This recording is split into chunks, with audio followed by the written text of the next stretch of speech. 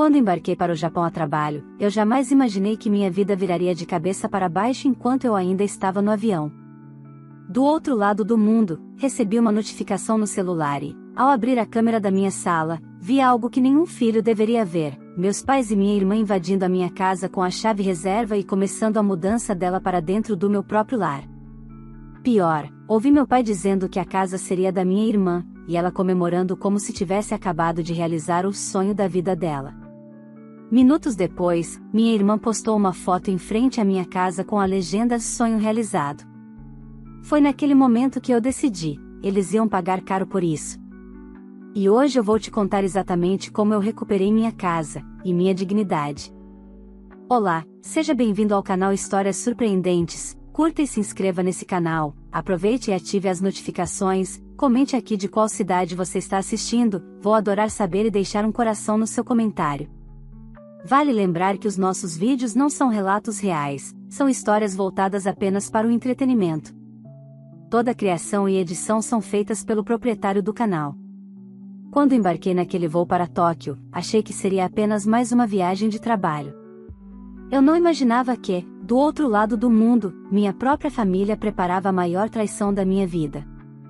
Eu havia deixado minha casa em Campinas organizada, as plantas regadas, os persianas fechados e a chave reserva com meus pais, algo que eu sempre fiz por segurança. Nunca desconfiei que eles usariam isso contra mim.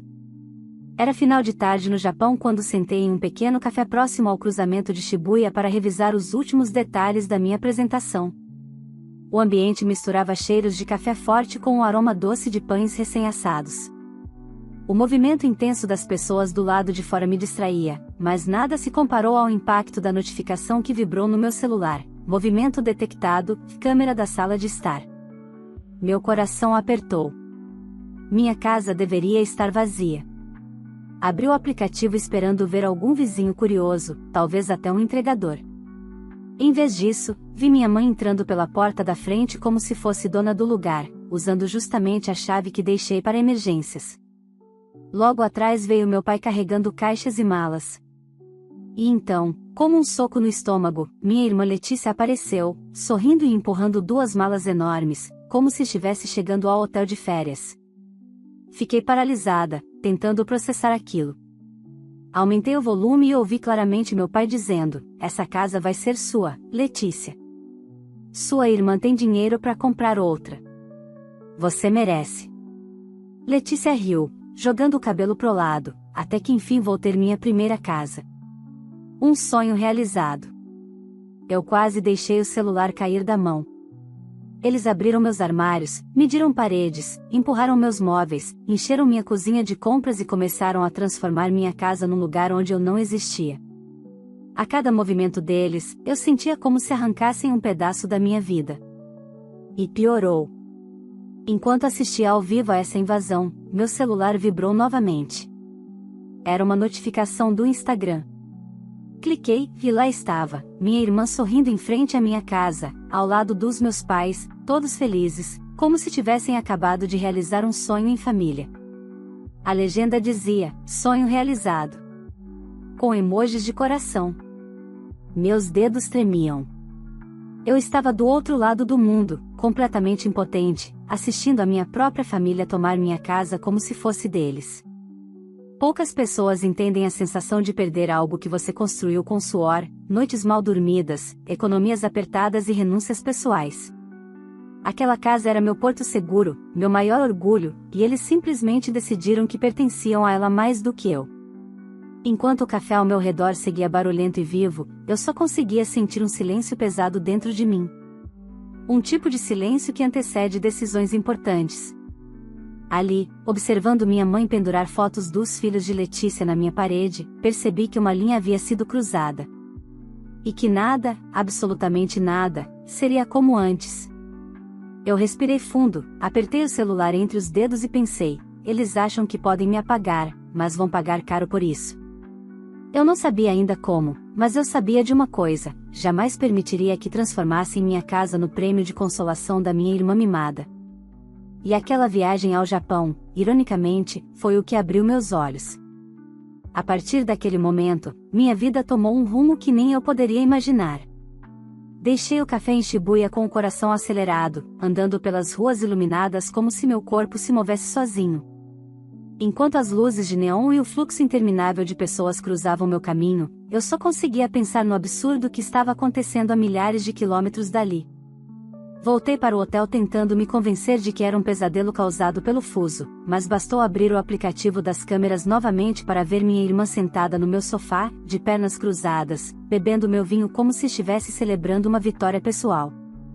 Na cozinha, minha mãe organizava meus armários. Eu a vi pegar minhas canecas preferidas e colocá-las numa caixa. Meu pai caminhava pela casa com um ar de dono, apontando lugares, dando ordens, falando sobre mudanças. É estranho perceber o quanto alguém se sente autorizado a invadir quando acredita genuinamente ter mais direito à sua vida do que você mesma. Me sentei na cama do hotel e decidi que não faria nada impulsivamente. Eu tinha que agir com inteligência, não com raiva. E a primeira pessoa em quem pensei foi Marina, minha melhor amiga desde a universidade. Liguei por vídeo e, quando ela atendeu, eu mal conseguia formular palavras. Eles estão se mudando para minha casa, Marina. Como assim se mudando? Literalmente. Malas, caixas, compras. Minha irmã já está até bebendo meu vinho. Isso é crime, Júlia. Crime. Marina quase caiu da cadeira. Você tem câmera? Você tem registro? Tenho tudo. Cada segundo. Ela respirou fundo e ficou séria. Então ouve, não volta agora. Deixa ele se enterrar mais. Junta registro. Salva tudo em nuvem. Quanto mais provas, melhor.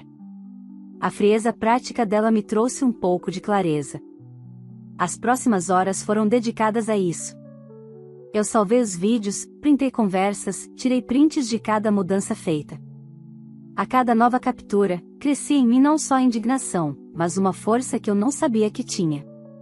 No dia seguinte, enquanto eu tentava me concentrar na apresentação da conferência, recebi outra notificação. Letícia, minha irmã, estava novamente filmando a casa em chamada de vídeo, mostrando tudo para uma amiga. E então, a frase que me fez tremer: minha casa nova. A Júlia vive viajando, nem precisa dela. Minha casa nova. Como se eu fosse só uma figurante na própria vida. Passei o resto do dia lutando para manter a compostura enquanto engolia a sensação de ser tratada como uma pessoa descartável pela própria família. Depois da apresentação, que eu executei no piloto automático, voltei correndo para o hotel. Abri o aplicativo, e mais uma montanha de novidades aguardava. Letícia tinha aberto minhas gavetas. Riu das minhas roupas. Jogou fora algumas maquiagens que, segundo ela, estavam velhas. Meus pais reorganizavam meu escritório, tirando meus livros e colocando caixas da minha irmã no lugar. Minha mãe chegou a dizer: isso aqui vai ser o ateliê da Letícia. A Júlia nem usa esse quarto. Ateliê. Minhas coisas, minhas memórias, minha vida, apagadas. E então veio o golpe final do dia: Letícia postou outro story. A legenda? Lar docilar. Era impossível não sentir o peito arder. A facilidade com que eles me substituíram dentro da minha própria casa revelava algo que eu sempre suspeitei, mas nunca quis admitir. Para eles, eu era útil, funcional, conveniente, mas nunca realmente amada. Naquela noite, sem conseguir dormir, fiz uma lista. Uma lista que mudaria tudo, registrar todas as provas. Contatar uma advogada no Brasil, programar meu retorno sem avisar ninguém. Reunir testemunhas. E, acima de tudo, tomar de volta o que sempre foi meu. Quando desliguei o celular pela primeira vez desde que tudo começou, o relógio já marcava 3 horas da manhã no Japão. Eu estava exausta, mas também estranhamente calma. Finalmente eu tinha um plano, e, pela primeira vez na vida, estava pronta para colocá-lo em prática sem medo de magoar quem nunca se preocupou em não me magoar. Porque uma coisa era clara para mim: eles escolheram romper nossos laços quando decidiram que eu não merecia minha própria casa.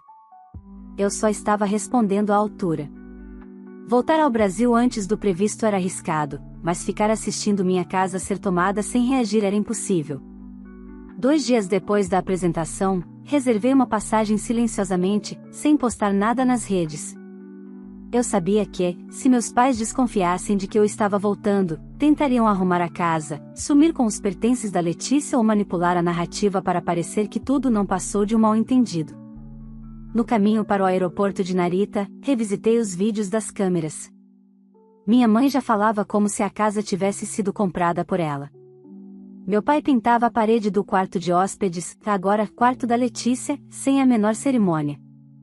Letícia testava roupas minhas, fazia vídeos dançando no meu corredor e dizia à amiga: essa casa é tudo. Muito melhor que o meu apartamento. Eu mereço esse conforto. Eu apertei o celular com força. A forma como ela falava deixava claro que não havia arrependimento nem hesitação. Era um direito que ela acreditava ter, um direito que meus pais alimentaram por anos. Durante o voo de volta ao Brasil, elaborei uma versão mais sólida do meu plano. Marina, como sempre, foi essencial. Assim que cheguei em Guarulhos e liguei o celular, recebi vários áudios dela. Júlia, consegui falar com uma advogada excelente, doutora Renata Vilela. Ela quer ver todas as imagens. Ela disse que isso é invasão, sim, mesmo sendo família.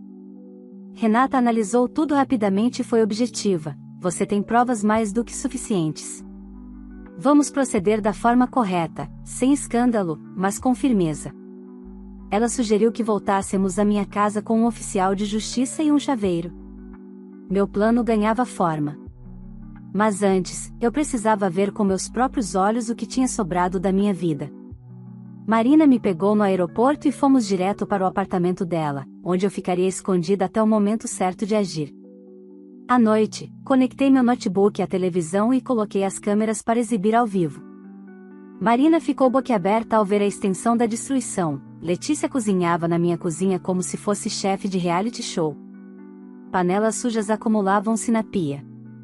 Os filhos pequenos dela, que eu nem sabia que estavam lá todos os dias, corriam pela sala chutando uma bola que certamente riscava o piso novo que eu havia instalado meses antes. Minha mãe tirava meus livros do escritório e arrumava-os em caixas etiquetadas com doar. Doar. Como se meus livros fossem lixo descartável. Meu pai apareceu em seguida carregando uma furadeira. O barulho ecoou pela sala enquanto ele instalava uma prateleira que Letícia queria. Eu não sabia o que doía mais, ver minhas coisas sendo removidas ou ver meu pai sorrindo enquanto transformava minha casa na extensão das vontades dela. Marina, indignada, quase jogou o controle remoto na televisão. Eles não têm limites. Olha isso, Júlia. Eles vão destruir tudo. Eu, porém, estava estranhamente serena. Deixa. Quanto mais me xerem, melhor. Tudo isso vira prova. E virou. Em determinado momento, meu pai olhou para Letícia e disse algo que me fez gelar: sua irmã não valoriza nada. Ela nem gosta dessa casa. Você sim. Por isso merece mais do que ela. Letícia sorriu como se estivesse recebendo uma herança. Acho que agora eu finalmente tenho um lar de verdade. Era impressionante. Eles tinham uma narrativa pronta na cabeça, uma em que eu não existia, ou existia apenas como coadjuvante sacrificável. E o pior, pareciam absolutamente convencidos. 2 dias depois, uma nova fase da invasão começou. Meus pais decidiram reorganizar toda a minha garagem. Tiraram minhas caixas de lembranças, deixaram empilhadas no chão e encheram o espaço com coisas da Letícia, móveis antigos, brinquedos dos filhos, sacolas de roupas, caixas com objetos quebrados que ela nunca se desfazia. Foi enquanto eu assistia àquela bagunça em tempo real que Letícia novamente gravou stories. Ela caminhou pela casa, mostrando cada canto como se fosse uma tour. E então ela disse: estou morando aqui oficialmente.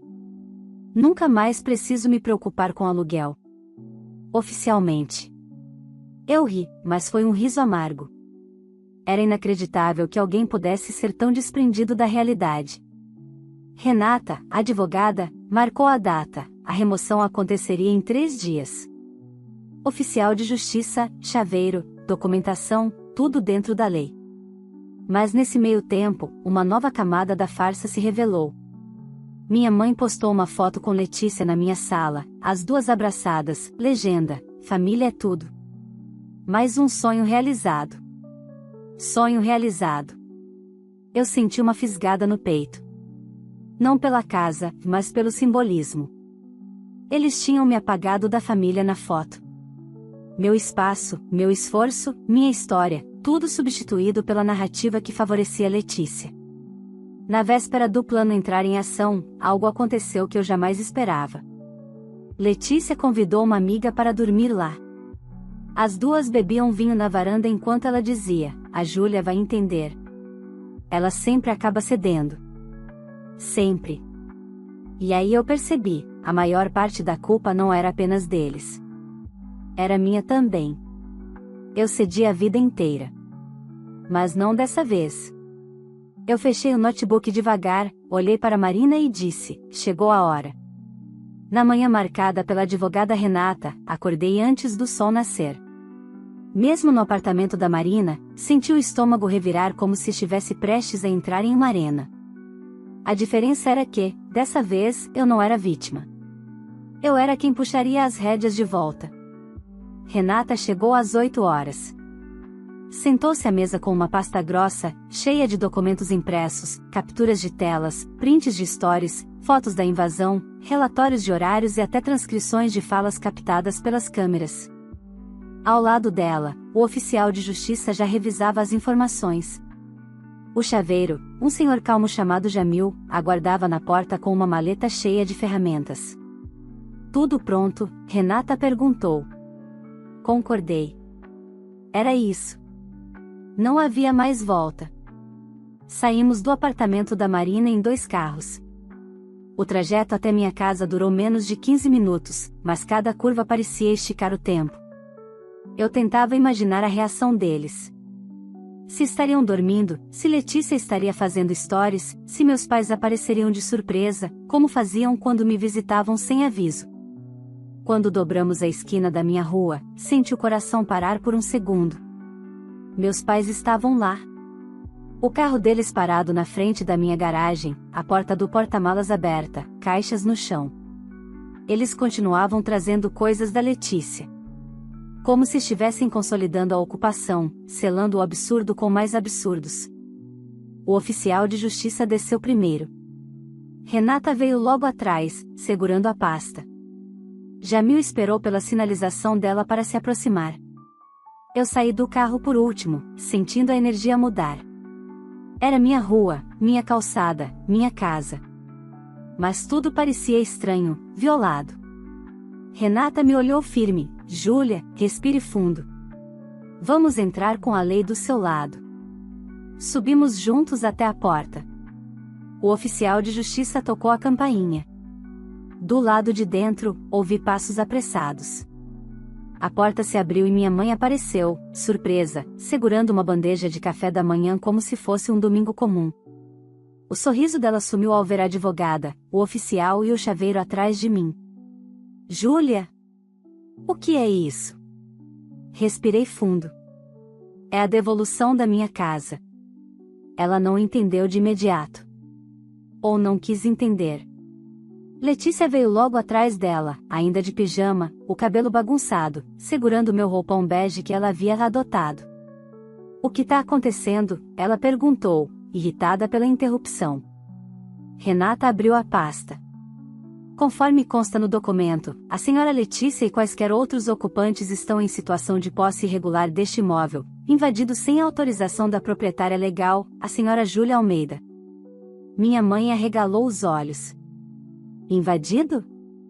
Renata, pelo amor de Deus, isso é família." Renata foi impecável. "A senhora usou uma chave destinada exclusivamente a emergências, sem autorização da proprietária, para permitir a entrada e permanência de terceiros. Isso caracteriza a violação de domicílio." Letícia riu, debochada. "Viola o quê, gente? É minha irmã. Ela vai entender." Eu a encarei pela primeira vez desde que saí do Japão. "Eu já entendi, Letícia. Entendi tudo. Inclusive o quanto vocês acham que eu sou idiota." O silêncio foi imediato. O oficial de justiça então entregou o documento formal. Vocês têm 3 horas para retirar todos os pertences que não pertencem à proprietária. Após esse prazo, qualquer objeto remanescente será classificado como abandono e removido conforme a lei. Meu pai apareceu no corredor nesse instante, segurando um saco de ferramentas. Ao ver a cena, o rosto dele ficou vermelho de raiva. Você vai fazer isso com a própria família? Com a sua irmã? Eu vou fazer isso com invasores, respondi. E com pessoas que decidiram que minha vida lhes pertence. Letícia arregalou os olhos. Você não faria isso comigo. Você nunca. É que eu aprendi. Ela tentou argumentar, mas eu tava precisando. Eu tô sem apartamento. E eu nunca prometi resolver sua vida, respondi sem elevar a voz. Minha mãe começou a chorar, como se isso pudesse me fazer voltar atrás. Meu pai continuou ofendendo, dizendo que eu era ingrata, fria, egoísta. Mas entre cada acusação, as câmeras registravam tudo. Cada frase deles provava exatamente o tipo de gente que se aproveitará de mim por tantos anos. Enquanto eles recolhiam caixas às pressas, Letícia murmurava frases como "você vai se arrepender e isso não vai ficar assim".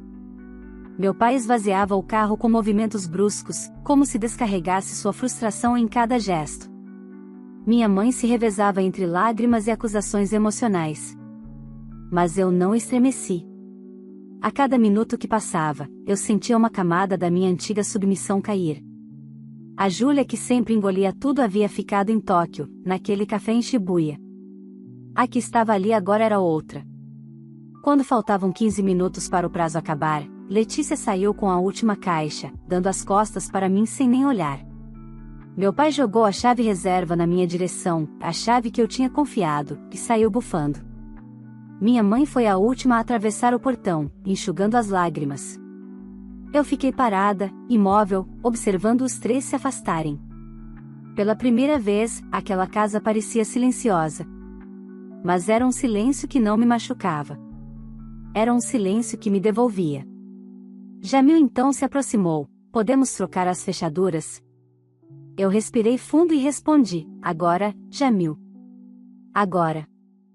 Quando Jamil terminou de instalar a última fechadura, algo em mim se reorganizou por dentro. Era como se cada parafuso apertado, cada tranca substituída, fechasse também uma etapa inteira da minha vida, uma etapa onde eu era permissiva, moldável, silenciosamente submissa. Agora não. Agora eu tinha o controle de novo. E não pretendia perdê-lo. Entramos na casa e, por um instante, eu parei no corredor, observando o cenário deixado para trás. Parecia que um furacão havia passado ali. A sala estava cheia de marcas nos móveis, o chão arranhado, minhas plantas ressecadas, livros jogados no chão, caixas abertas com minhas coisas misturadas às da Letícia. Era o retrato perfeito do descaso. Renata, sempre meticulosa, documentava tudo com a câmera do celular. Cada dano registrado aumenta o valor da indenização, ela disse. Eu apenas concordava, ainda processando o ambiente. Fui até o escritório, meu refúgio, e senti o impacto imediato. Letícia tinha desmontado minha mesa e transformado tudo num depósito improvisado. Nas paredes, ainda estavam as marcas de onde ela tentou instalar prateleiras. Ferrugem, sujeira, tinta descascada. Só de olhar, senti o gosto amargo de quem vê seu esforço ser apagado por alguém que nunca moveu um dedo para conquistar nada. Marina chegou com sacos de lixo, panos e produtos de limpeza. Vamos começar por onde? Eu respirei fundo. Pelo meu quarto. Quero recuperar pelo menos um espaço para respirar. Fomos até ele. O cheiro estava diferente, mistura de perfume barato com um aroma doce que Letícia usava. Meu guarda-roupa estava revirado. Roupas minhas sumiram, outras estavam jogadas no chão. Minha caixa de joias estava aberta em cima da cama, com peças faltando. Marina me olhou com indignação. Ela usou suas roupas íntimas, Júlia. Pelo amor de Deus. Era humilhante. Era invasivo. Era pessoal. Passei a mão pelos cabides vazios e senti uma raiva silenciosa, daquelas que queimam sem fazer barulho. Não era só por roupas roubadas. Era por tudo que tinham tirado de mim ao longo dos anos: tempo, paz, energia, espaço, identidade. Trabalhamos o resto do dia limpando e recolocando a casa em ordem. Renata ajudou com o inventário dos danos, enquanto Marina guardava minhas coisas de volta nos lugares. No fim da tarde, a casa parecia respirável novamente. Ainda marcada, mas respirável. Eu estava sentada no sofá, exausta, quando o primeiro barulho no celular apareceu. Notificação após notificação. Mensagens de tias, primas distantes, até amigos de infância que eu nem conversava mais. Como você fez isso com sua irmã? Seu pai está arrasado. Letícia postou que você a colocou na rua com as crianças. Não acredito que você foi capaz disso. E então o golpe final: minha mãe postou no Facebook uma foto dela chorando no carro, legenda: não esperava isso da minha filha. Aquele velho mecanismo emocional que me acompanhou por anos, culpa, quase tentou se erguer. Mas eu o sufoquei antes mesmo de começar. Porque eu sabia a verdade. Eu tinha provas. E, acima de tudo, eu tinha consciência do que eles fizeram. Eu apenas respondi a Renata: pode enviar as notificações de cobrança. Ela digitou algumas coisas no celular. Enviado. Eles terão 10 dias para pagar a indenização. Horas depois, à noite, meu telefone tocou. Era meu pai. Eu atendi. Ele não disse alô, não perguntou se eu estava bem. Começou atacando: você destruiu sua família. Sua mãe está chorando desde cedo. Ela chorou quando invadiu minha casa, pai. Silêncio. Ela chorou quando tirou minhas fotos da parede? Quando me apagou do meu próprio lar? Quando postou foto dizendo sonho realizado em algo que não era dela? Ele respirou fundo, impaciente. Você poderia ter resolvido isso conversando. E vocês poderiam ter conversado comigo antes de se mudarem para minha casa. Outro silêncio. Mais pesado. Então ele tentou inverter: sua irmã não tinha para onde ir. E desde quando isso faz da minha casa uma extensão da irresponsabilidade dela? Ele gritou, pela primeira vez: você é fria, Júlia. E eu respondi com uma calma que nem eu conhecia: não. Só aprendi a ser justa comigo mesma. Eu desliguei antes que ele pudesse dizer mais alguma coisa. As mensagens se multiplicaram durante a semana. Letícia postou vídeos chorando, dizendo que eu a tinha humilhado, que ela estava nas ruas com as crianças. Isso era mentira, que eu sabia que estava na casa dos meus pais, confortável. Mas a manipulação emocional sempre foi a arma favorita deles. Eu não rebati. Não respondi. Não me defendi nas redes. Porque eu não devia nada a ninguém. A cobrança da Renata chegou formalmente para eles: R$ 11.700 em danos estruturais, objetos perdidos, limpeza profunda e reposição. Meu pai me ligou outra vez, furioso. Minha mãe tentou apelar para o drama. Letícia mandou áudios me xingando. Mas nada disso me afetou mais. Algo em mim havia se fechado, não para o mundo, mas para eles. E foi exatamente nesse momento que percebi: eu não queria consertar nada da nossa relação. Não queria pontes, não queria reencontros. Não queria explicar nada a ninguém. Eu queria paz. E, pela primeira vez, eu estava criando meu próprio caminho até ela. O que eu não sabia era que, dias depois, aconteceria algo que mudaria completamente a forma como minha família espalhou a história, e seria o divisor que encerraria de vez qualquer chance de reconciliação. A notícia que virou tudo aconteceu 3 dias depois. Eu estava finalmente conseguindo dormir melhor quando acordei com o celular vibrando sem parar. Eram dezenas de mensagens, todas com prints, áudios e links. Marina entrou correndo na minha sala com o notebook na mão. Júlia, você precisa ver isso. Letícia tinha ido para as redes sociais novamente. Dessa vez, ela não estava chorando nem fingindo sofrimento. Ela estava comemorando. Postaram um vídeo em uma festa, bebendo, dançando, rindo. Legenda: a vida é curta. Fui humilhada, mas sigo plena. Nada me derruba. Nos comentários, alguém perguntou sobre os filhos. Ela respondeu: ficaram com minha mãe. Eu mereço um descanso. Marina me olhou com descrença. Então quer dizer que ela passou uma semana inteira dizendo que estava desesperada com as crianças, fazendo drama, e agora, isso? Eu não precisei responder. O próprio vídeo já respondia. E foi aí que tudo começou a ruir, não para mim, para eles. No mesmo dia, uma tia distante, que tinha me enviado um texto enorme me chamando de monstro, apagou o comentário e mandou outro: desculpa, Júlia. Acho que a gente julgou rápido demais. Outra prima escreveu: a Letícia está te queimando aqui, mas a gente viu o vídeo novo. Bem estranho da parte dela. Os comentários, antes cheios de acusações, começaram a mudar de tom. Pessoas que antes me atacaram passaram a questionar a versão da Letícia. A imagem da mãe sofrida que eu expulsei com as crianças começou a desmoronar, porque ela mesma entregou a verdade. Minha mãe, percebendo que a narrativa desabava, me ligou. Eu atendi. Júlia, sua irmã está exagerando. Ela está mal, e eu continuo sendo a vilã da história, mãe? Ela suspirou. Não quero brigar.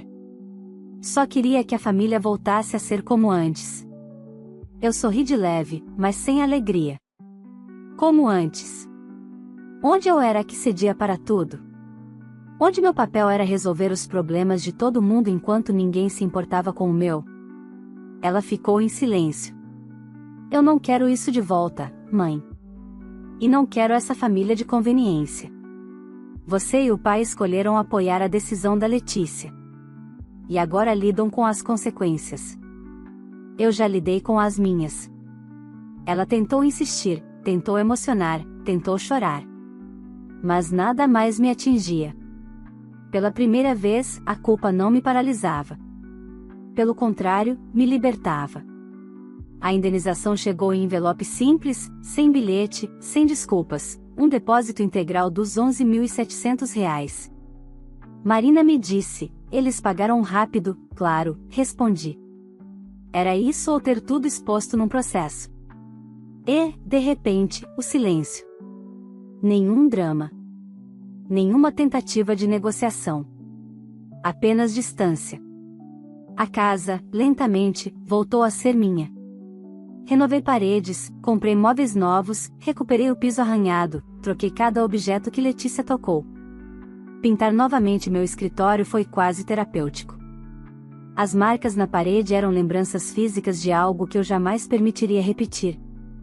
E, pela primeira vez em muitos anos, eu me senti inteira. Um mês depois, recebi uma última mensagem do meu pai: a porta estará sempre aberta caso você queira voltar. Apaguei sem responder. Eu não queria portas abertas, não as deles. Eu queria portas seguras. Minhas. A verdade é que não havia mais retorno possível. Não depois de ver o quanto estavam dispostos a tomar de mim, a mentir, a manipular, a me apagar. Não depois de ver a facilidade com que meu espaço virou conquista alheia. Família não é quem divide sangue. Família é quem respeita limites. E eles nunca respeitaram os meus. Hoje, quando chego em casa e destranco a minha porta, com a minha chave, sinto algo que não sentia desde que me mudei para cá: paz. As câmeras continuam instaladas. Não por medo, mas como lembrança. E, às vezes, quando passo pela sala, olho rapidamente para a lente e penso: nunca mais. Nunca mais serei a filha conveniente.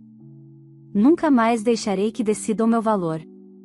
Nunca mais darei minhas chaves, literalmente e metaforicamente, a quem não merece. Minha casa é meu lugar no mundo. E eu lutei por ela. Sozinha. E venci. Eles seguiram o caminho deles. Eu segui o meu. E, ao contrário do que minha mãe escreveu naquele post dramático, não fui eu quem destruiu a família. Foi a verdade que destruiu a ilusão. E a verdade, finalmente, me libertou. Se você chegou até aqui, me conta, você teria feito o mesmo que a filha fez? Teria tido coragem de enfrentar a própria família para proteger aquilo que é seu? Quero muito saber a sua opinião. Se essa história te prendeu do começo ao fim, deixe o seu like, porque isso ajuda demais o canal a crescer. Aproveita também para se inscrever e ativar o sininho, porque aqui sempre tem histórias emocionantes, cheias de reviravoltas e reflexões profundas sobre família, limites e autovalor. E claro, compartilhe esse vídeo com alguém que você sabe que vai se identificar com esse tema, você pode ajudar outra pessoa a encontrar força para impor limites também. E antes de ir embora, comenta aqui embaixo de qual cidade você está assistindo. Eu vou passar nos comentários e deixar um coração em cada um deles. Muito obrigada por estar aqui comigo, e até a próxima história. Vale lembrar que os nossos vídeos não são relatos reais, são histórias voltadas apenas para o entretenimento. Toda a criação e edição são feitas pelo proprietário do canal.